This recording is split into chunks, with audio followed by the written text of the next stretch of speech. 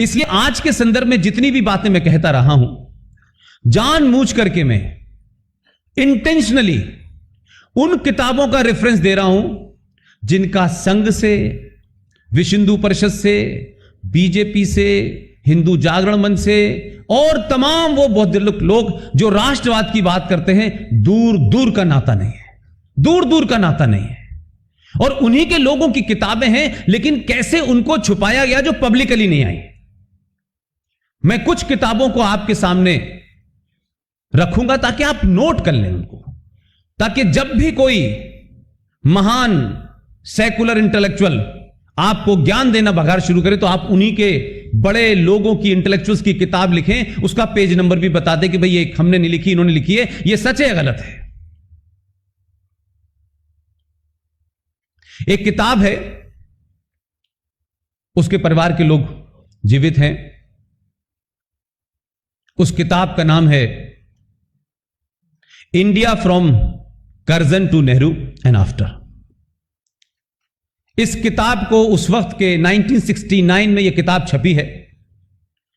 इस किताब के राइटर का नाम है दुर्गा दास, जिनके साहबजादे बाद में दार्जिलिंग से मेंबर ऑफ पार्लियामेंट बने और उनकी बेटी आज भी पत्रकार है, दिल्ली में है। यह किताब मार्केट में नहीं अवेलेबल थी, तो जिनके पास राइट थे वो हमारी दोस्त हैं, सीनियर जर्नलिस्ट रह चुकी है। मैंने इतना बोला पूरे मार्केट में कि उन्होंने अपने पब्लिशर से कहा कि इसकी रीप्रिंटिंग करिए। उस किताब में पेज नंबर 353, 353 नंबर पेज पर एक पूरा चैप्टर है, chapter 13, president and prime minister. उस चैप्टर को पढ़ डालिए तो जवाहरलाल नेहरू साहब कितने महान थे, राजेंद्र प्रसाद साहब के साथ उन्होंने क्या किया। और ये वो पत्रकार थे, बड़े सीनियर जर्नलिस्ट थे, प्रेस क्लब ऑफ इंडिया की भी नींव उन्होंने 57 में रखी थी। वो नेहरू जी के ही सबसे क्लोजेस्ट थे, लेकिन ईमानदार लिखने वाले लोग थे कि जब उन्होंने किताबें लिखी तो इतिहास को सही पता चले, लोगों को सही पता चले। यह ईमानदारी थी उस दौर के लोगों में। उसमें जितने भी आप किस्से पढ़ते हैं कि उनको किस बात की सजा मिली कि आपके राज में एक लुटेरा आया था अपनी संस्कृति का परिचय देने के लिए। उस लुटेरे के साथ में 20-25 लोग आए थे।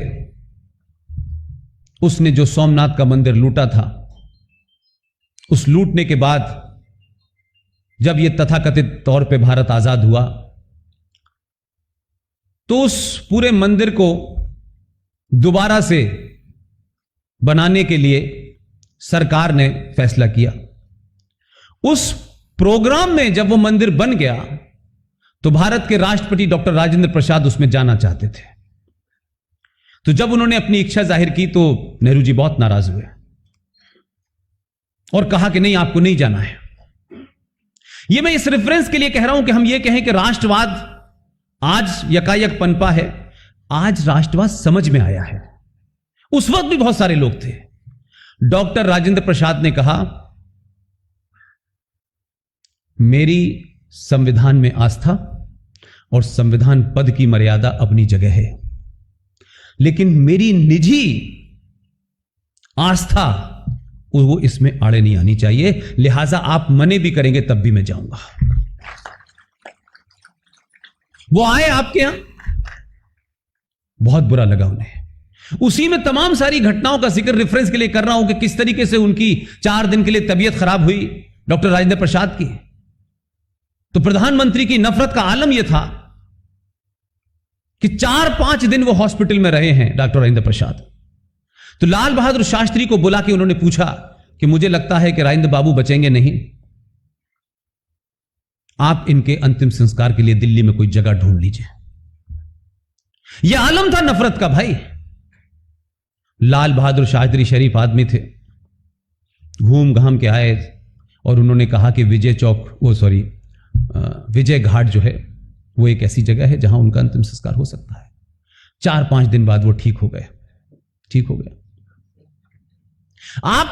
मैं ये बात कह रहा हूं कि आज की जब हम बात कहते हैं तो ये कहा जाता है साहब उस वक्त बड़े विजनरी लोग थे, बड़े स्टेटमेंट लोग थे, उस वक्त चोरी लोग करते थे लेकिन पता नहीं चलती थी, आज पता चल जाती है, इतना ही फर्क है।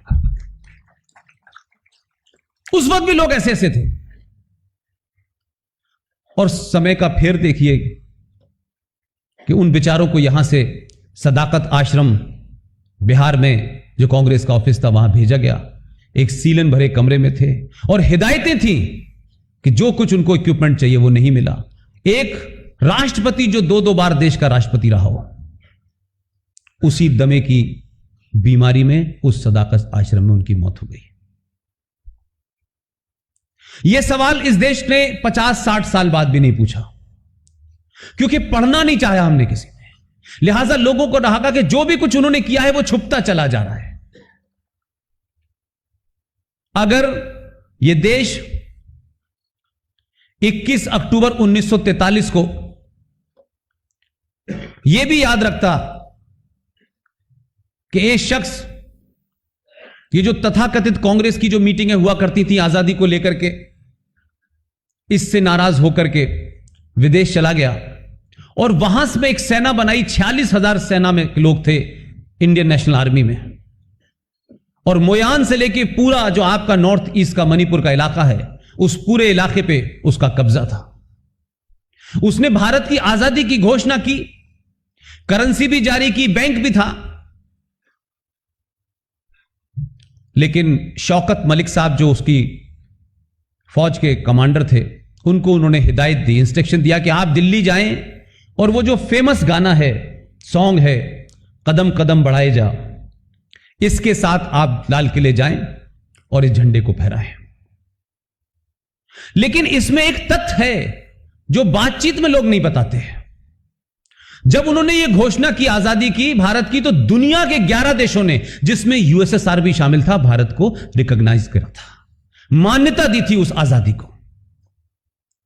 लेकिन 21 अक्टूबर से लेकर के 1943 ऐसा क्या हुआ कि 47 आते आते वो आदमी गायब हो गया।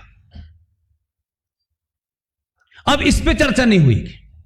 वो बीमार नहीं थे, कोई और प्रॉब्लम उनको थी नहीं, उनको धरती निगल गई, आसमान खा गया, पूछा नहीं किसी ने। लेकिन जो पाप आपने किया था वो कभी छुपता नहीं है, चाहे 100 साल के बाद आए, वो पाप निकला बाहर। ये कुछ बातें मैं रेफरेंस में कह के आऊंगा। ये जो आपने 35 या 370 का दाह संस्कार किया है, इसके ऊपर भी फूल माला चढ़ाऊंगा मैं।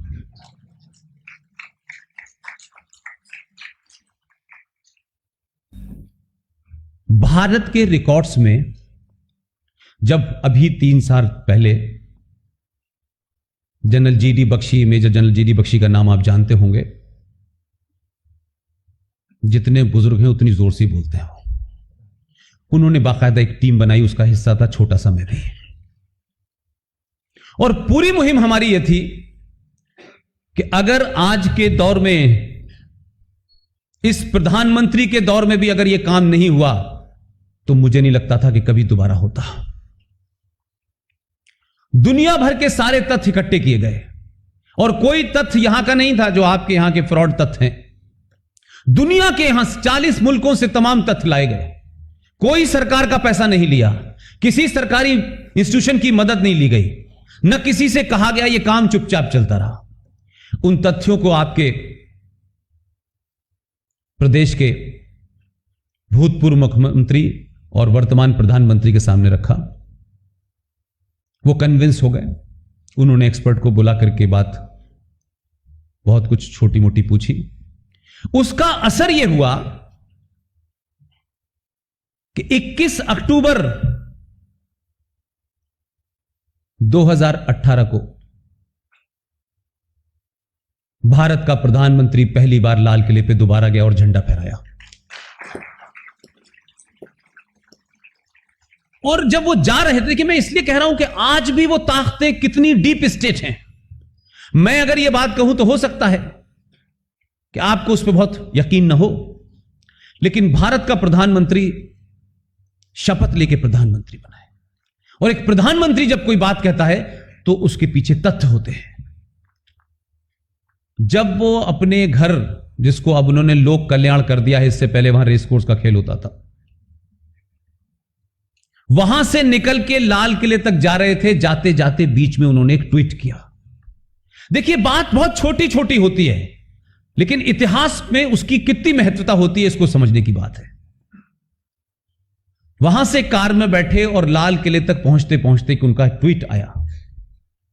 उसमें क्या लिखा हुआ था, यह भारत का प्रधानमंत्री कह रहा है, कोई छोटा मोटा आदमी नहीं कह रहा।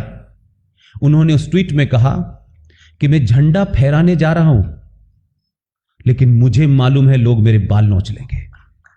आप सोचिए कि वो ताकतें कितनी गहरी उनकी जड़ें हैं कि आपका प्रधानमंत्री जानता था कि उनको यह शब्द इस्तेमाल किया कि लोग मेरे बाल नोच लेंगे,